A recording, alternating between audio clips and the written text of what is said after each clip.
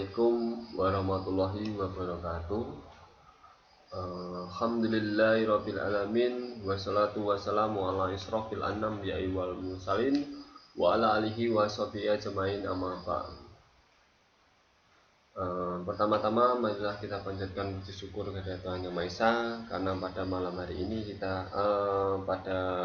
ini kita masih diberikan nikmat sehat sehingga masih bisa menyimak video pembelajaran pada pertemuan yang pertama.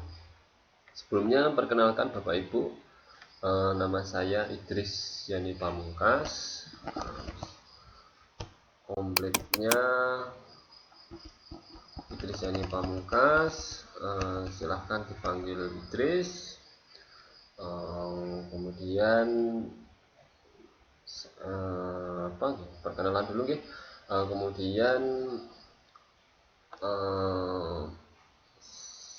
saya nanti satu tim dengan Ibu Lilis Multibutik, Sarjana Keperawatan Nurse Magister Public Health. Mohon maaf di situ salah, MPH yang betul.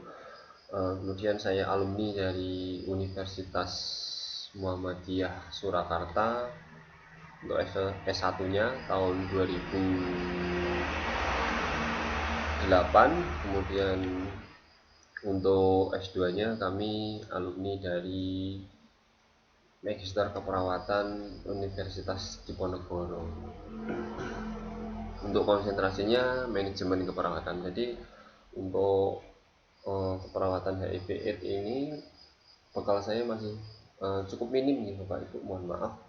Nanti sifatnya tentunya kami tidak berani menggurui Bapak Ibu semuanya. Sifatnya di sini sharing. Silahkan mungkin Bapak Ibu yang teman-teman yang sudah bekerja, mungkin ada yang memegang program tentang HIV/AIDS ini, nanti bisa sharing, atau pernah menangani pasien HIV/AIDS ini juga nanti silahkan sharing baik di grup ataupun media-media yang lainnya. Kemudian rumah saya di Jetis Sambirjo Sragen. Apabila teman-teman dari Sragen, mungkin Sambirjo ini cukup terpencil ya, jauh, perbatasan dengan Jenawi Karanganyar, jadi paling utara, Sragen paling utara. Kemudian status tentunya sudah menikah, anak saya banyak, saya punya anak kembar juga. Untuk ya, jadi ramai sekali di rumah. Memang agak sibuk dengan keluarga. Kemudian langsung saja Bapak Ibu semuanya, kami mohon maaf apabila dari segi audio visual video ini masih cukup kurang dari segi kameranya. Kebetulan malam hari juga redup dan lain sebagainya. Kebetulan parasnya juga tidak begitu mendukung. Langsung saja Bapak Ibu, bahwa mata kuliah keperawatan HIV/AIDS ini nanti bobotnya 2 SKS, diberikan di semester 3 kalau pada jenjang reguler. Kalau pada jenjang kelas B itu biasanya di semester ganjil gitu saja. Kami satu tim dengan Ibu Lilis Multibutik, Nurse Magister Public Health.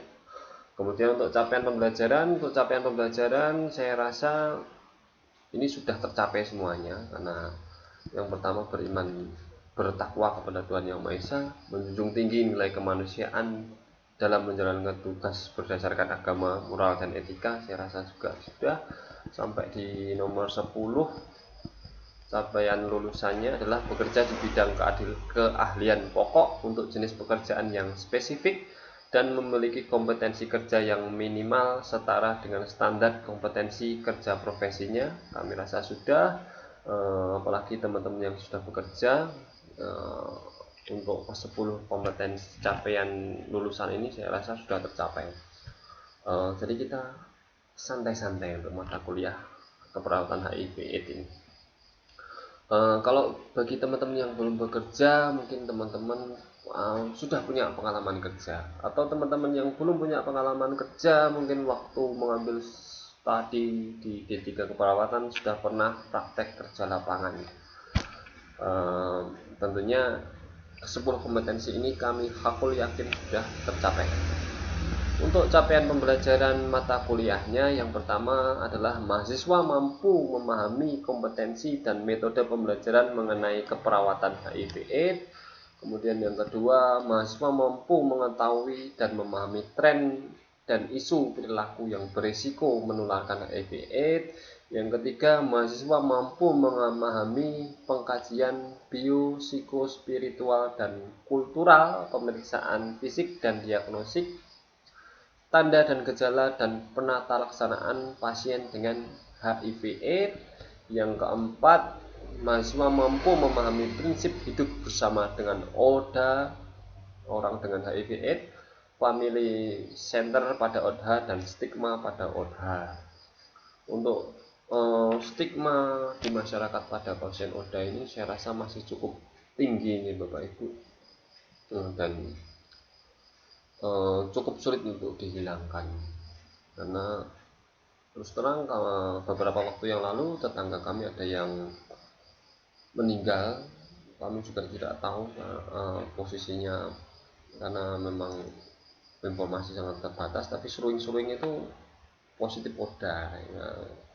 Kebetulan masyarakat di sekitar kami juga cukup takut gitu dengan ODA ini.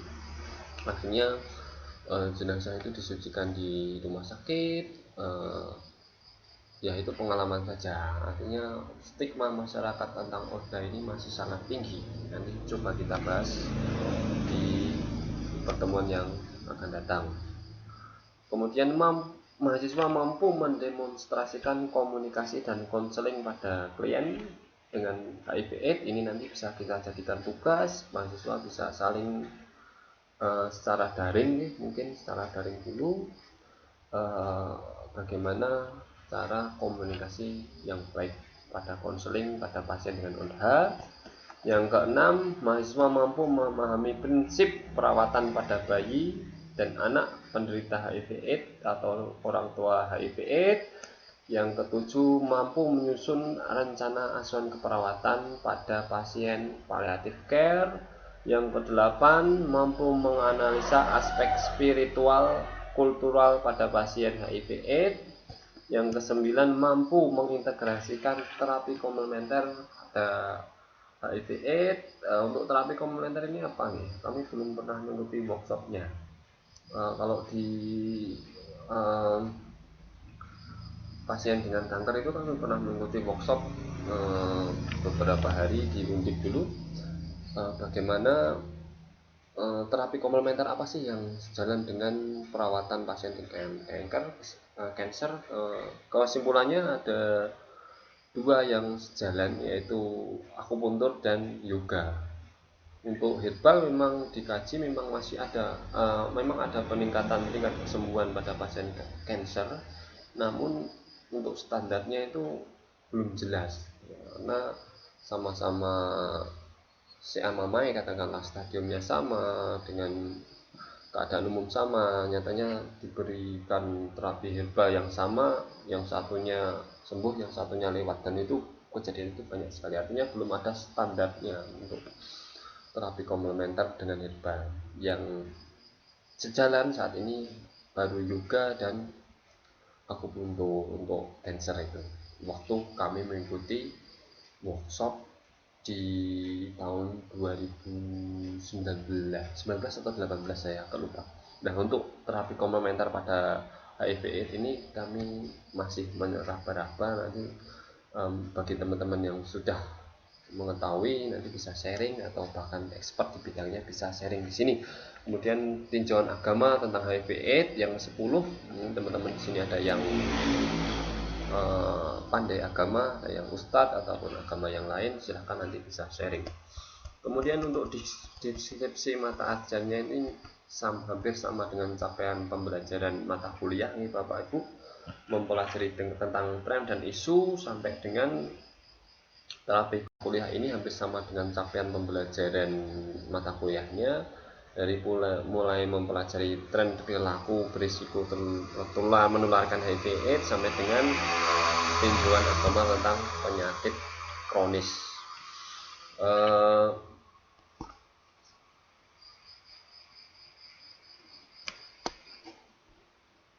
Nanti untuk referensinya Bapak Ibu semuanya di situ cukup lama kami menyampaikan referensinya karena memang akhir-akhir ini jarang membeli buku, jarang ke perpustakaan, namun sering beberapa kali kami sering mengupdate tentang jurnal. Jadi untuk referensinya kami tidak mewajibkan teman-teman untuk membeli buku, hanya saja nanti kami mohon teman-teman untuk mengupdate jurnal-jurnal baik internasional, nasional, baik yang terakreditasi maupun yang non akreditasi. Silahkan dibaca-baca, banyak sekali di Google, di Sinta, di mana Pak, banyak di internet, banyak sekali pembahasan tentang HIV/AIDS. Di YouTube juga banyak workshop tentang HIV/AIDS. Untuk pertemuan yang pertama pada sesuai dengan video ini tentang penjelasan tentang kontrak pembelajaran, penjelasan tentang RPS, rencana pembelajaran, dan kontrak proses pembelajaran. Yang kedua, pertemuan yang kedua adalah tentang tren dan isu perilaku yang beresiko tertular atau menularkan HIV/AIDS. Karena dari beberapa waktu yang lalu kami membaca jurnal tentang perilaku seksual pranikah pada remaja yang diteliti di Bandung, yaitu 80% lebih remaja itu sudah melakukan perilaku seksual pranikah.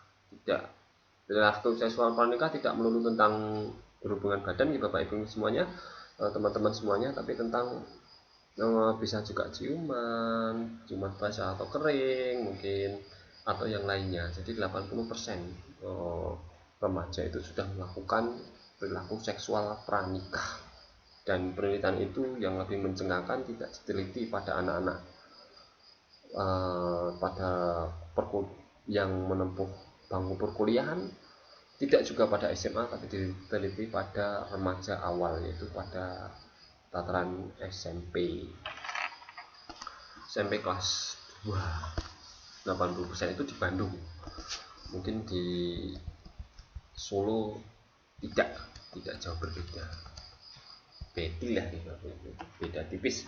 Untuk pertemuan yang ketiga dan keempat, pengkajian biopsikososial, spiritual dan kultural tentang pemeriksaan fisik dan diagnostik, tanda dan gejala dan penata laksanaan pasien dengan HIV/AIDS ini tadi. Kemudian kita bisa dengan ceramah, diskusi, skill labnya nanti kita koordinasikan dengan Pak Fajar dulu, apakah ini memungkinkan untuk kita pembelajaran di luar jaringan atau kita bisa ketemu langsung. Kalau di reguler yang lama-lama itu paling enggak dalam 7 kali tatap muka itu kita ada 1 kali sharing lah, biar ketemu feel-nya. Tapi nanti kalau dengan teman-teman kelas B nanti sibuk semua atau masih berada di jauh semua, ya terpaksa kita lakukan dengan daring, bisa dengan video seperti ini, nanti kita diskusikan di grup atau dengan Zoom atau dengan media yang lainnya. Kemudian untuk di grup itu kita buka terus nih Bapak Ibu, silahkan kita bisa sharing, tidak harus jamnya itu tidak harus sesuai dengan jam yang ada di Siakat. Kemudian yang kelima, bahannya adalah prinsip hidup dengan ODA, family center, dan stigma pada ODA. Juga kita akan pelajari metodenya dengan ceramah, diskusi. Kemudian yang pertemuan yang ke-6 dan yang ke-7, prinsip komunikasi, konseling pada klien dengan HIV ODA, dan mendemonstrasikan konseling pada klien dengan HIV/AIDS dan ODA, nanti dengan ceramah dan diskusi. Kemudian kita setelah ini kita UTS, dan pertemuan yang ke-8 yang selanjutnya sampai ke-14 nanti bertemu dengan Ibu Lilis Murtuti. Kemudian untuk tugasnya, kriteria penilaiannya, itu nanti kita bisa sepakati bersama, atau kehadiran kita tambah gitu, atau kosong terus nilainya tinggi, ya silahkan. Saya mah ikut aja. Kebetulan di Google Form yang saya bagikan kemarin itu tidak ada yang mengisi, kan ada opsi yang lainnya, tidak ada yang mengisi kosong terus dan tidak ada tugas gitu. Alhamdulillah, berarti teman-teman kelas B di sini memiliki komitmen yang tinggi untuk belajar tentang keperawatan HIV/AIDS gitu yang saya tangkap gitu. Mudah-mudahan harapan dari teman-teman semuanya bisa kita capai bersama-sama. Itu saja mungkin teman-teman untuk penugasannya, nanti bisa menyusul dan bisa dibaca pada RPS yang kami bagikan. Sebelumnya kami mohon maaf, dalam mata kuliah ini sekali lagi kami sampaikan, kami tidak berani menggurui Bapak Ibu semuanya, teman-teman semuanya yang lebih expert mungkin, yang lebih dahulu terjun di dunia keperawatan atau lebih senior atau senior kami. Kami tidak berani menggurui, sifatnya di sini nanti adalah sharing teman-teman semuanya. Silahkan sharing, bisa via grup atau teman-teman yang mungkin di pekerjaannya memegang program tentang HIV/AIDS ini nanti bisa menjadi pembicara atau ya berbagi ilmu saja. Dan sekali lagi kami mohon maaf agak terlambat masuk di tune in di perkuliahan HIV/AIDS karena ada beberapa permasalahan pribadi. Mohon maaf, bukan juga nih. Kami lihat kemarin ada di perkenalan ada teman-teman yang dari RSC, kebetulan ibu kami sakit agak pelupa, usianya 61 tahun. Nah, ini mungkin bisa sharing dari mesti diapakan, terapinya seperti apa. Untuk saat ini kami masih penyesuaian dengan ibu yang diagnosanya belum demensia, tapi mengarahnya ke sana dan luar biasa menguras pikiran dan energi. Dan mohon doanya segera membaik. Gitu nih teman-teman, saya rasa itu tidak bisa dijadikan alasan. Mungkin nanti kita bisa berkirim video. Video ini nanti saya upload, teman-teman bisa melihat. Saya rasa kalau dari pengalaman yang lalu, melalui video seperti ini lebih bisa diajak diskusi, kita tarik diskusi di grup WA. Kalau dengan Zoom ya nanti kita 1 kali 2 kali dengan Zoom lah. Kalau dengan Zoom kebetulan yang lalu itu lupa nggak saya rekam, sehingga kehadirannya tinggi, semuanya tinggi, tapi untuk diskusinya itu di grup itu ya sepi, grupnya sepi, itu nggak ada diskusi tentang keperawatan HIV/AIDS. Padahal di situ harapannya kita diskusinya grup itu kuntang kunting diskusi terus. Itu saja mungkin yang dapat kami sampaikan. Mohon maaf apabila ada penyampaian kami kurang jelas, belibet dan lain sebagainya. Untuk pertemuan yang pertama hanya penyampaian tentang RPS dan perkenalan saja. Untuk kontrak belajarnya saya rasa dari apa yang diisi teman-teman kemarin tentang memiliki komitmen yang tinggi untuk belajar tentang keperawatan HIV/AIDS, karena semuanya mengisinya baik-baik. Harapannya juga tinggi, mudah-mudahan kalau bisa kita capai bersama-sama. Itu saja mungkin yang dapat kami sampaikan. Bila taufik wal hidayah. Wassalamualaikum warahmatullahi wabarakatuh.